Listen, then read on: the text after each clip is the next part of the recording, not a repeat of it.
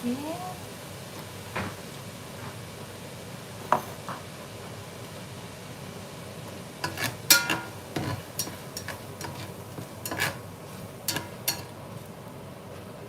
Bango. Amoy na amoy ko yung ano, bawang. Maganda talaga guys pag marami yung bawang kasi yun ang nagpapa-aroma sa ating pasta. Ayan.